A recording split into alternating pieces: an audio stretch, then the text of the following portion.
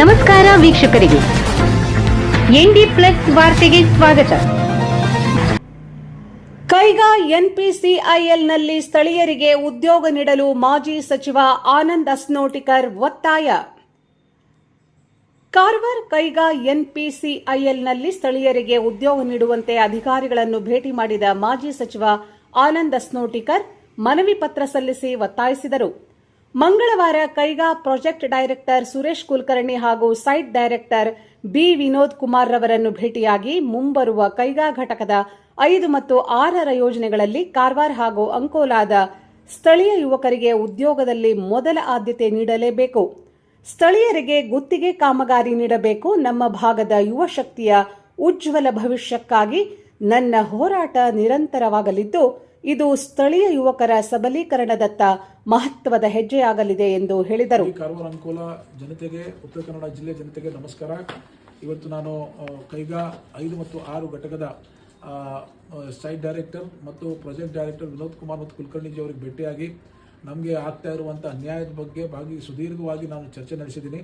ಈಗಾಗಲೇ ಅವರು ಸುಮಾರು 35 ಡಿಪ್ಲೊಮಾ ಮತ್ತು ಸುಮಾರು ಇಂಜಿನಿಯರ್ಸ್ ಮತ್ತು ಕೆಲವು ಡಿ ಗ್ರೇಡ್ ಕೆಲವು ನೌಕರಿಯನ್ನು ಮಾಡಲು ಈಗಾಗಲೇ ರೈಟಿಂಗ್ ಎಕ್ಸಾಮಿನೇಷನ್ ನಡೆಸ್ತಾ ಇದ್ದಾರೆ ಹುಬ್ಳಿಯಲ್ಲಿ. ಈಗ ಎಂಪ್ಲಾಯ್ಮೆಂಟಲ್ಲಿ ಬಹಳ ದೊಡ್ಡ ತಾರತಮ್ಯ ಆಗ್ತಾ ಇದೆ. ಲೋಕಲ್ಸ್ಗೆ ಯಾವುದೇ ಆದ್ಯತೆ ಸಿಗ್ತಾ ಇಲ್ಲ.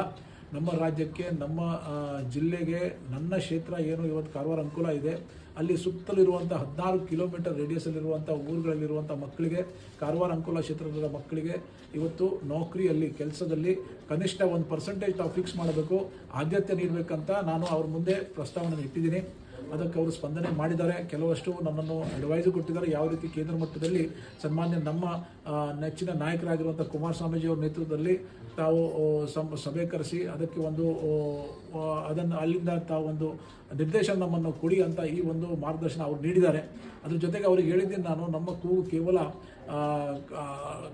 ಕೇವಲ ಇಷ್ಟಕ್ಕೆ ಸೀಮಿತ ಆಗುವುದಿಲ್ಲ. ಮುಂದಿನ ದಿವಸ ನಾನು ಕಾರವಾರ ಜನತೆಗೆ, ಕಾರವಾರದಲ್ಲಿರುವಂಥ ಎಲ್ಲ ಸಂಘ ಸಂಸ್ಥೆಗಳಿಗೆ, ವಕೀಲ ಸಂಘ ಸಂಸ್ಥೆ ಆಗಲಿ, ವಕೀಲರ ಸಂಘ ಆಗಲಿ, ನಮ್ಮ ಡಾಕ್ಟರ್ ಸಂಘ ಆಗಲಿ, ವ್ಯಾಪಾರಸ್ಥರ ಸಂಘ ಆಗಲಿ, ಪ್ರತಿಯೊಂದು ಸಮಾಜದ ಪ್ರಮುಖರಿಗಾಗಲಿ, ಅಧ್ಯಕ್ಷರುಗಳಿಗೆ ಎಲ್ಲರಿಗೂ ಗಮನಕ್ಕೆ ತಂದು ದೊಡ್ಡ ಪ್ರಮಾಣದಲ್ಲಿ ಹೋರಾಟ ಮಾಡಲಿಕ್ಕೆ ನಾವು ಈಗಾಗಲೇ ಸಿದ್ಧತೆ ಮಾಡ್ಕೊಳ್ತೀವಿ.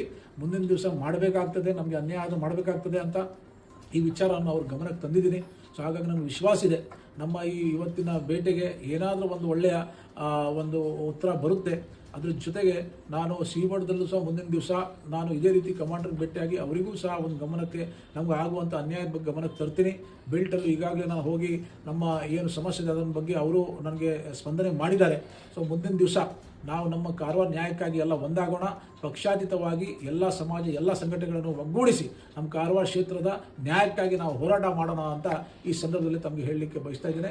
ಮುಂದಿನ ದಿವಸ ಸನ್ಮಾನ್ಯ ನಮ್ಮ ನಾಯಕರು, ನನ್ನ ನಾಯಕರಾಗಿರುವಂಥ ಕುಮಾರಸ್ವಾಮೀಜಿ ಅವರ ನೇತೃತ್ವದಲ್ಲೂ ಸಹ ನಾನು ಈ ಎಲ್ಲ ಸಮಸ್ಯೆಗಳನ್ನು ಅವ್ರ ಮುಂದೆ ಇಟ್ಟು ಅದನ್ನು ಕೇಂದ್ರ ಮಟ್ಟದಲ್ಲಿ ಒಂದು ಸಭೆ ಮಾಡಿ ಆದಷ್ಟು ಈ ಸಮಸ್ಯೆಗಳನ್ನು ಪರಿಹಾರ ಮಾಡಲಿಕ್ಕೆ ನಾನು ಪ್ರಯತ್ನ ಮಾಡ್ತೀನಿ. ಜೈ ಹಿಂದ್, ಜೈ ಕಾರವಾರ.